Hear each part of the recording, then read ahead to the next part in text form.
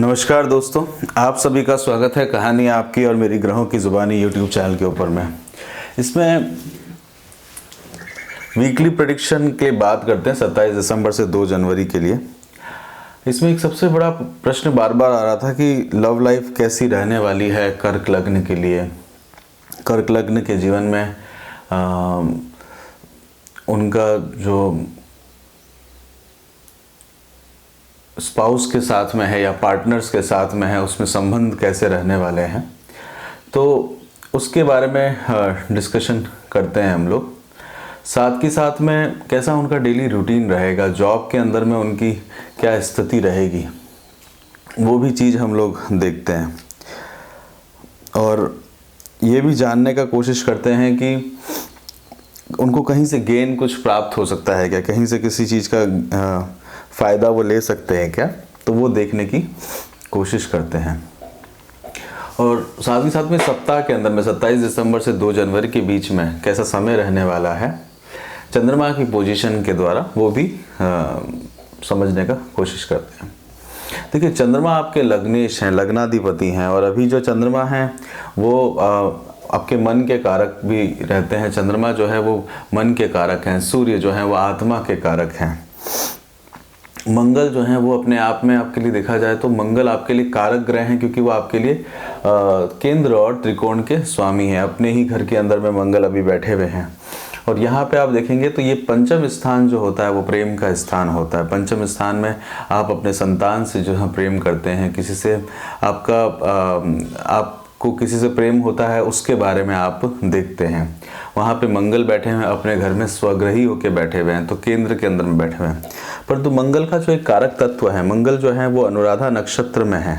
अनुराधा नक्षत्र तक में तो शनि के नक्षत्र में है। शनि आपके सप्तम स्थान में चल रहे हैं। शनि आपके लिए 10 सप्तम और अष्टम स्थान के स्वामी है। तो जनरली शनि जो है सप्तम और अष्टम स्थान के स्वामी रहते हैं, तो आप रिलेशनशिप को अपनी एक सीक्रेट रखते हैं, क्योंकि अष्टम स्थान जो है वो एक तरह से गोपनीयता का संबंध रखता है, गोपनीयता रहती है।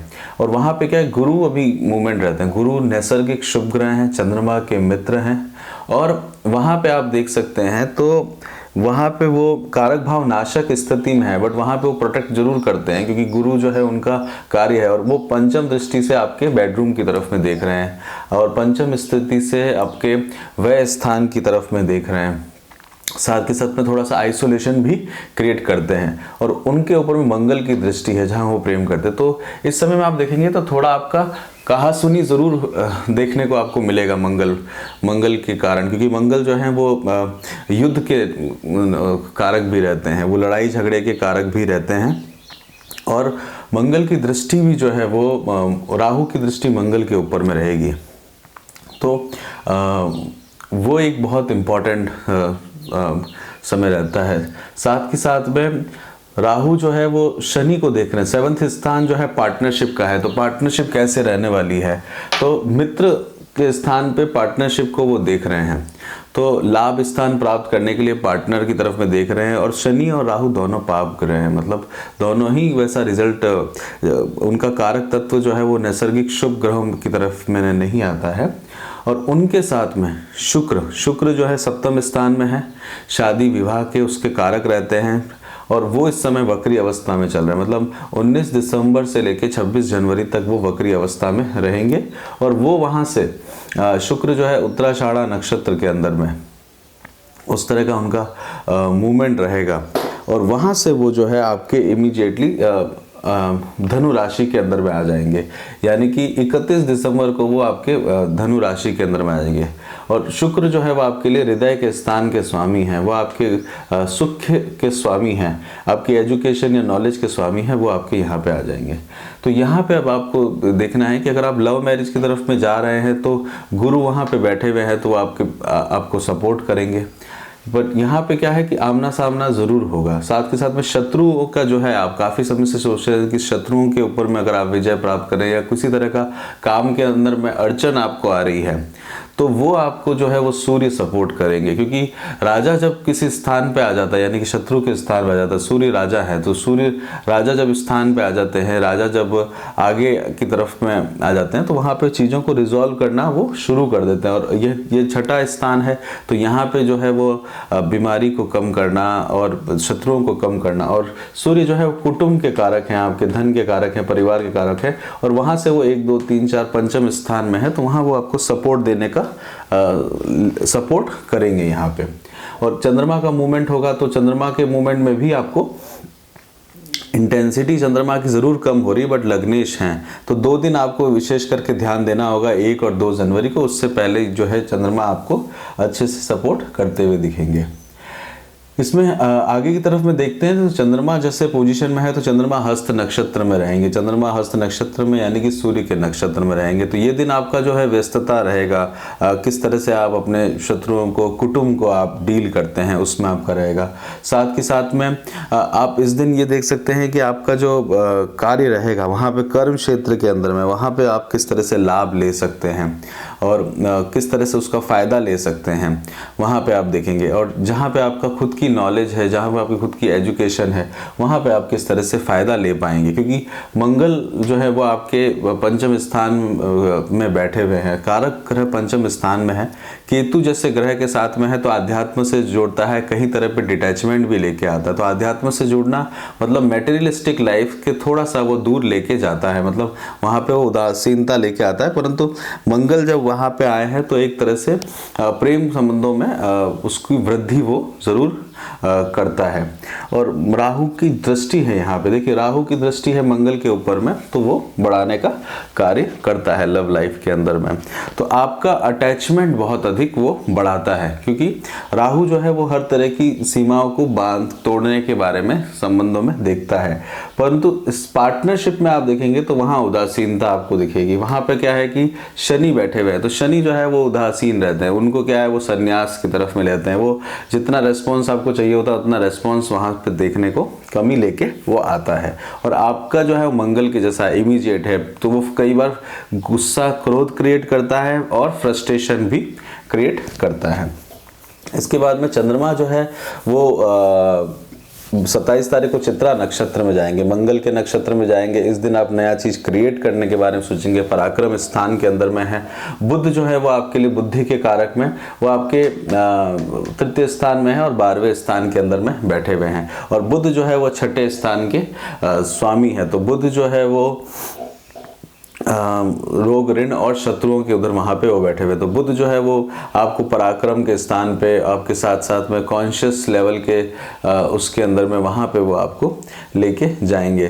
तो चंद्रमा की जो दृष्टि है, चंद्रमा की जो चित्रा नक्षत्र में है, जो मंगल के नक्षत्र के अंदर में चल रहे हैं, यहाँ पे आप कुछ नया क्रिएट करने के बारे में सोचेंगे, किसी नई क्रिएटिविटी के तरफ में। और साथ के साथ में नेवर डिफीट नहीं होने की पोजीशन है, मतलब यहाँ पे आप किसी भी चीज़ से हार नहीं मानने वाली स्थिति के अंदर में 27 तारीख को जाएंगे।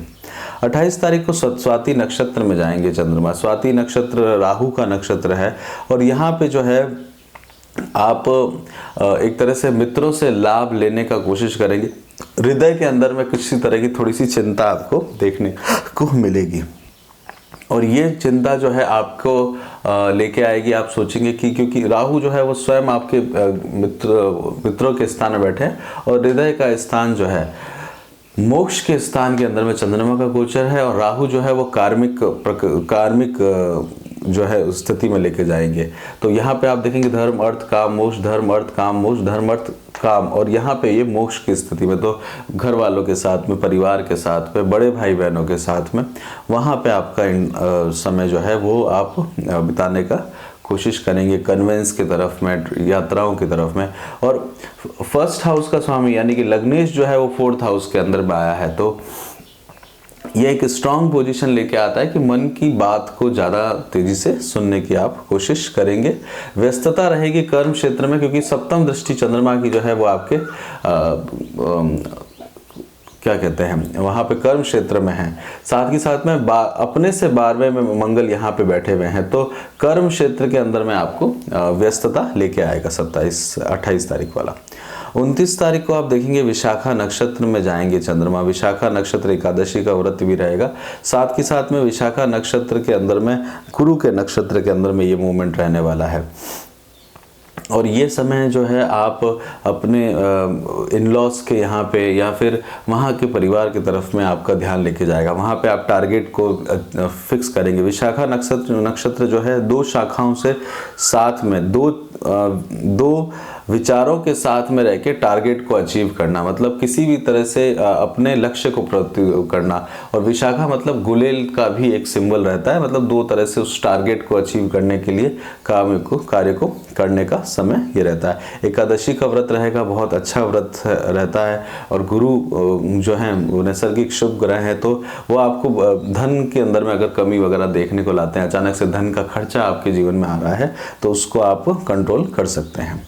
उसके बाद में चंद्रमा जो है वृश्चिक राशि में जाएंगे अनुराधा नक्षत्र में। देखिए वृश्चिक राशि जो है वहाँ पे चंद्रमा इतने कंफर्टेबल नहीं रहते, यहाँ पे लग्नेश आपके कंफर्टेबल नहीं रहते, तो प्रेम के संबंधों में यहाँ पे खटपट आपको देखने को मिलेगा।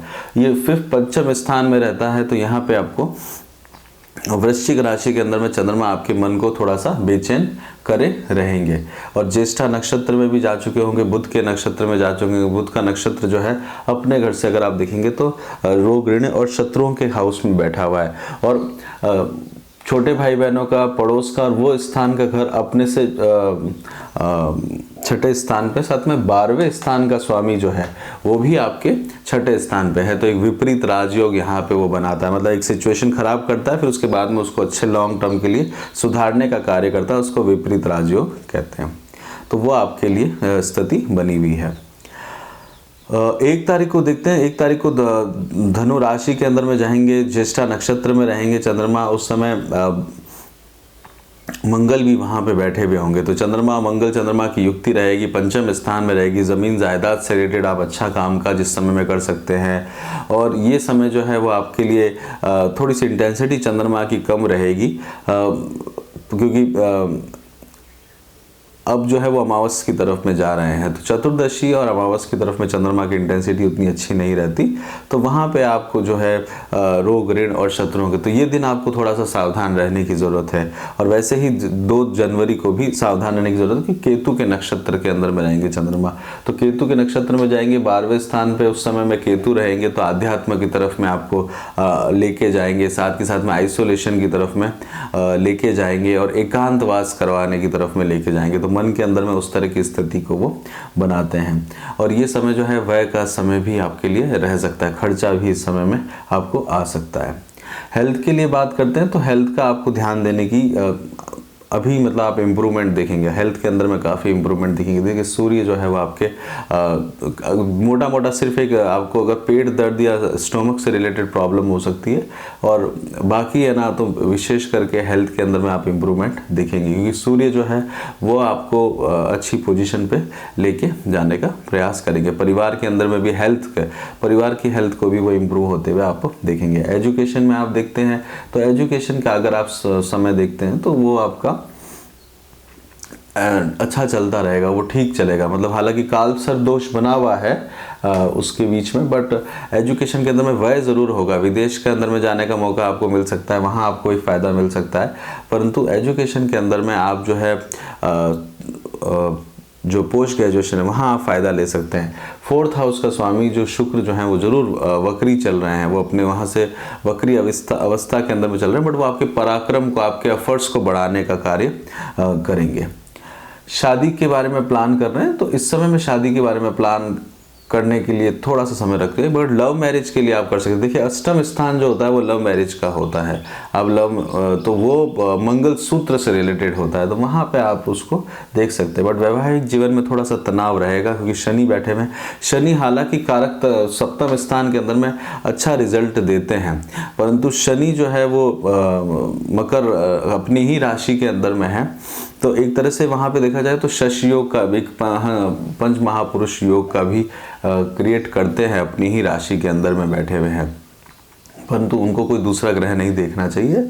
और यहाँ पे शनि जो है अभी शुक्र के साथ में आए हुए हैं, तो ये समय जो है वो एक पंच महापुरुष योग जो है वो आपके लिए बनाया हुआ है। तो आपकी कुंडली में देखिए पंच महापुरुष योग को अगर आप कैलकुलेट करें विपरीत राजयोग को आप कैलकुलेट करें, और साथ के साथ में ये अभी जो समय गोचर चल रहा है वो एक कालसर्प दोष की तरफ में लेके जाता है। कालसर्प दोष जो है वो कंसंट्रेशन या एक जगह पे कंसंट्रेट करता है आदमी को, तो फोकस लेके आता है, क्योंकि सर्प से रिलेटेड है। तो कालसर्प दोष बहुत मतलब ऐसा नहीं है कि बहुत बुरा योग है, वो आपको फोकस और कंसंट्रेट लेके आता है, और आपका फोकस और कंसंट्रेशन है वो मित्रों की तरफ में, साथ के साथ में आपके प्रेम संबंध जहाँ पे भी आपका है, या संतान की तरफ में लेके जाने वाला समय आपको बनाता है। संतान के लिए आप प्लान कर रहे हैं तो संतान के लिए आप इस समय में प्लान कर सकते हैं। घर खरीदना है और बेचना है तो घर खरीदने के लिए भी आप इस समय में प्लान कर सकते हैं, और बेचने का भी आपका समय चल रहा है। जॉब के अंदर में अगर आप देखते हैं तो जॉब के अंदर में आपको कड़ी मेहनत है, बट उसमें अच्छी प्रोग्रेस आपको देखने को मिलेगी। आपका जो समय है उसके अनुरूप आपको देखने का समय मिलेगा।